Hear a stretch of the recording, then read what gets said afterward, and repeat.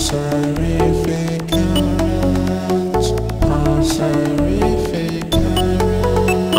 TEMPHUiBIS here, and today I want to talk about a topic, right, yeah, that's probably going to be a little tough, but, you know, it's like, there's even a chance that I might even contradict myself in this video, yeah, but there's something I've noticed from all of us, me and you guys, right, yeah, have you noticed we always watch spoilers, because we probably may not be having trust in games anymore, and, I mean, here's a little example that I'm going to start off with. You know, Mortal Kombat 9? There's one thing I've noticed that everyone's already doing. Everyone's looking at all of the fatalities for Mortal Kombat 9. There's videos of all fatalities. They're all out already. You know what I mean? When the game comes out, what's going to be new for us? It's like we've already seen what's in the game from the fatalities, right? Yeah? Have you noticed there's no surprise anymore? Nobody wants to be surprised by the overall fact. I mean, this is Mortal Kombat 9 we're talking about, right, yeah? But let's go back to Mortal Kombat 1. Mortal Kombat 1 was a fantastic game. It had its fatalities in it, right, yeah? And we still loved the violence in that game, right? Mortal Kombat 2 was coming out. All they revealed in a magazine, yeah, was, you know, a few screenshots of the gameplay, not really much fatalities. And what they also declared is that there's only going to be there's going to be two fatalities each character, with a friendship and a baby. You know, that's what they said in the magazines, but they didn't show any of it. But guess what? Everyone still went ahead and bought it. You know, no one wanted to see the fatalities. We just knew it was going to be good. Mortal Kombat 1 was so great, so why wouldn't the second one be great? You know, no one gave a damn about reviews or anything. Yeah, we just went for it. You know what I mean? The same thing with Mortal Kombat 3. Mortal Kombat 3 was coming out and everyone just bought the game. No one saw video reviews on it and stuff. Maybe we saw a few magazine reviews, but people still went ahead and bought the game. You know? I mean, now I've noticed there's always a video that shows off almost everything. Here's another example. I remember when Super Street Fighter 2 first came out. That had the new characters was Cammy, T-Hawk, DJ, and Fei Long, and I remember there was a few little videos showing. All it showed you was probably one special move each character and a few of their fighting combos, just a little bit. That's all it showed. Yeah, I saw it in Games Master, and then there was a load of magazine reviews that just showed pictures of them. That was it. But then look at the trailer for Hakan on Super Street Fighter 4. He's the newest character, and look what they showed on his bloody trailer. They showed his super, they showed both his ultras, they showed his special moves, about two of them. You know, they even show his like intro. Well, okay, chopped it up a bit though, yeah, but like, you know, his opening before he fights, and they even showed you part of his victory pose when he wins the fight. I mean, they've showed basically almost everything about Hakan. You know, that's what I find so funky. It's like, you know, has everyone lost their trust now that we need to see these spoilers before it is? Because, like, you know, because these days and ages now, I think if they don't show this much of the stuff, no one's really going to buy it anymore. And that. But back in the olden days, yeah, we didn't care what we used to see, yeah, we used to just buy it knowing it's good. We used to know in our own heads it's good. I mean, have you not been in a situation like, for instance, Sonic the Hedgehog 1, we all loved that game. Then later on we saw Sonic the Hedgehog 2 was coming out, and we all know, yeah, that there was going to be a new character, which was Tails, but no one knew what Tails did. I never knew what Tails did, you know. I mean, okay, fair enough, I saw videos. I mean, at the time Sonic the Hedgehog 2 came out, I didn't even have a Mega Drive back then, so I did see videos and stuff of the game, but the game was already out then, so, you know, but I still noticed people were just buying the game, even though not many people knew about it. Do you know why we bought the game? Because it was Sonic. Sonic 1 was such a perfect game, why wouldn't Sonic 2 be a perfect game? Everyone used to always buy the sequels because that's what everyone used to love, you know. I mean, I remember, let's even go back to the olden days. On the Mega Drive, my friend came over, yeah, with NHL 94. That game was wicked. And by this time, it was 1996. So I was thinking, you know what, I need to get an NHL game of my own. So I went to get NHL 96, you know, because it was obviously there. And when I got to the shop, and I actually saw that NHL 97 was coming out, I was like, wow. I asked my mum, can you buy me this game, please? You know, she bought me NHL 97, played it, loved it. But guess what? I didn't even see no reviews on it. I didn't see no videos on it. Heck, I didn't even see no fucking screenshots on it. Do you know what I mean? It's because back then, boy, you just know the game was going to be fantastic. If the last one was fantastic, the new one would be fantastic. That's what it was. That's what the logic was kind of like in this back in the day. You know what I mean? In fact, let's stay on to the Mega Drive for a bit, yeah? I even remember the time when I saw a game here in the shop here called Brutal Paws of Fury for the Mega Drive, you know? And I asked my mum to buy that game, she bought it for me, and it was a game that I loved quite a lot. I loved the game so much, yeah? It was a wicked game, yeah? But guess what I saw of the game before I bought it? Guess what I saw? Just the front cover. That's it. That's all I saw. Fair enough, okay, I did take the front cover and I turned it around. I looked at some of the screenshots at the back, right, yeah? It's a fighting game, right? But I knew nothing. I didn't know what the character fighting was going to be like. I didn't know how fast the gameplay was going to be. I didn't know how difficult the gameplay was going to be. I didn't know nothing about the game. You know? The truth is that I didn't give a shit. I just felt the game was going to be good. You know, it's like you had faith. You had some sort of faith, like you know in the back of your head, this is a class game. You just know it's a game. You know it's a class game, right? Yeah, that's what the situation was, you know. And I bought, and like I said, the game was fucking class, and it's inspired me in so many ways to do half the things I do today. So it's a really good game, really class. You know what I mean? I mean, let's go into more things. Look at the N64 days, right? Yeah, I ordered Mario Kart 64 from a magazine way before, sorry, a catalogue, way before it even came out in the shops.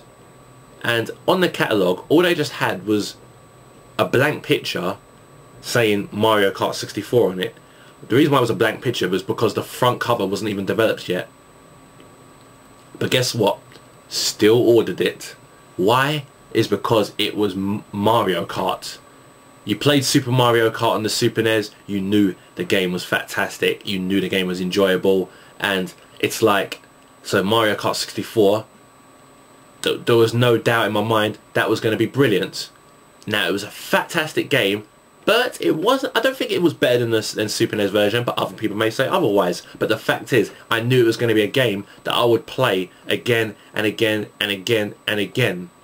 You know what I mean? And it was, at the end of it all. And then, freaking hell, what am I talking about? Heck, it's all coming back to me. You know what? I even did the same here with Super Mario 64. I didn't play Super Mario 64 before I ordered that game. Killer Instinct Gold did the same thing. Damn, loads of games that I just bought for the 64 that I didn't even know about. There was no demos or anything for 64 games because they were cartridges. You know what I mean? And I always just bought the games instead of playing them first before buying them, because that was the situation. You know, I always say, yeah, that I always like to be surprised by the game. You know, if a game comes out and I see nothing on the game, and when I just put it on, what I see, it will just surprise me instead of let me see it now on online. Yeah, I'm pointing at my laptop here. Let me see it online, and then just what's it called? Bring out the game in, you know, and then you know you already know what's in the game already. You already know what you're expecting. You know, when it comes to Mortal Kombat 9, I've only seen one of the fatalities, one, but I know there was loads there. But you know what? I've decided not to watch those. I'd rather wait till the game comes out and I buy the game and then I see them right in front of me and I'll be like, raw! I was like, sick! Sorry. But that's what I'm talking about, yeah? I just prefer when games, like, surprise you and everything, that, yeah? And it's just that, I feel that most people these days, they never used to want to always look at stuff like that back in the day. You know what, let's go back to Super Mario for a second. Let's go back to Super Mario Brothers 3 for the NES. I'm pretty sure some of you guys may remember the commercial for it. In fact, type it on YouTube, Super Mario Brothers 3 commercial. And that, all the commercial was a bunch of people going, Mario, Mario, Mario. In fact, I remember when I was a kid and I used to see it come on, yeah, I used to go to the TV, Mario, Mario, Mario. I used to go crazy, right, yeah? And all they showed at the end of that tutorial was the front cover of Super Mario Brothers 3. They not showed not one piece of gameplay, not one piece of the graphics, not one piece of the new stuff you can do in the game. Absolutely everything was all surprise to people as soon as they bought it. And guess what? That game sold quicker than fucking drugs. That game just, that everyone just knew it. I mean, do you get the point I'm trying to say here? Everyone used to buy games before before they even knew what the game used to do. But that doesn't happen these days now. And I ain't gonna lie, I have to admit, it's like, it's true. If when I have a game like, let's say like FIFA 2010, and then the next FIFA comes out, I have to admit, we're all like, okay, so what's new in this one? What's brand new? What's brilliant in this one? What's different about this one? I have to admit, everyone's doing that now. I'm not even gonna lie. Even when a new Tekken comes out, you know me, I love Tekken so much. I usually buy it anyway, regardless. But yeah, I still say, all right, so what's the new Tekken gonna have in it? Is it, you know, is it gonna be much better than it was and everything? Yeah. But I'm just saying, back in these days, it never used to be like that. It used to be the fact of Mortal Kombat 1, brilliant. Mortal Kombat 2 is coming out tomorrow. Let's buy it. That's what it was like. You know what? And the same thing with even with my brother. I'll tell you one thing, yeah. My brother is probably one of the most biggest Tomb Raider fans ever, right? He bought Tomb Raider 1, and guess what? When Tomb Raider 2 came out, he bought it. He didn't give a shit. He didn't read magazines. He didn't. So obviously knows no reviews. You know, he didn't know what Tomb Raider 2 was going to have in store for him. So guess what? He bought it. Tomb Raider 3, same thing. And that. He even got the Tomb Raiders on the bloody PS2. Tomb Raider's the game for my brother, and he don't give a fuck what anything says about it, or what the new ones have in it. Now, when did I've been really thinking about this subject. When did this era change? When did it start getting to the points where people wanted to see spoilers and wanted to know about everything in the game before buying it? I think it was during the PS2 days, you know, because I'm not going to lie. There's a time, here's another game for the PS1, International Track and Field. I used to love that game. I loved that game so much, yeah. When Track and Field 2 came out for the PS1, I bought it straight away. I didn't even know what was in it. I didn't even know what new events there was, but I bought it, right, yeah. And I was planning to buy Track and Field for the PS2. I was willing to buy it because it was the new Track and Field and on the PS2. But then a friend of mine lent it to me and told me, trust me, it's nothing like the first one. And I played it and he was right. To me, it was swag. It was one of the worst games ever. They changed the gameplay completely. They done stupidness to it that it's now like, so it's like, it's bad now. So now any new Track and Field that comes out in the future, it's obvious that I want to see what it's like first. I'm gonna want to see a demo now, you know. But if it was like before, I would have just bought it. I mean, I know what everyone's gonna say. Everyone's gonna say they want to know you shouldn't just buy a game if you don't know what it's like because you may not like it. But that's the point I'm saying. Back in the olden days, you knew you was gonna like it. You knew it. You know what I mean? Resident Evil 5. I chose not to watch the trailer before it came out, you know, but unfortunately I had no choice because of the stupid situation that came in and everything, you know, about the racist issue, yeah, the bullshit. And I had no choice, yeah, but to watch but I was choosing not to watch the trailer. I even have to admit, yeah, at least, yeah, that Mortal Kombat Deadly Alliance, there were some of the fatalities in that, yeah, I think were bloody ball swag. It was really ridiculous, and I can imagine that's the reason probably why all the Mortal Kombat fans have lost their trust in all the new Mortal Kombat games, that they've got to see all the fatalities before they buy it. You know what I mean? So I can understand that game for losing the trust in their fans. I remember Music 1 for the PlayStation. I used to make music back on the PS1, yeah, and then Music 2000 came out. I saw nothing on the game. I've even refused to read the magazines and stuff on it, yeah. I wanted the layout to hit me in the face, yeah, as soon as I got the game, and it did. And the layout was beautiful, nice and futuristic, nice. You know what I'm saying? All right. That's exactly the situation I'm just talking about right there. When a new game comes out, you know, I always just remembered when it was just we all used to just look at it and just know we liked it. Even if you just looked at the front cover, you just knew you'd like it. It was funky how you did it back then, but these days and ages it doesn't work like that no more. But don't you agree? Don't you miss the days though where a sequel comes out for a game and you know you're gonna love it, you'll just buy it, right? I even noticed, yeah, how people even freaking downloads the original soundtracks to games before they've even come out. It's like they want to make sure the music sounds good before they play the game and realize if they really worked hard on every aspect of the game instead of lazied out on some of the aspects. You know, I've just noticed it's just not like, rah, I can't wait to see what it's gonna do at me no more. It's not like that no more. Has anybody noticed that sort of change? You know.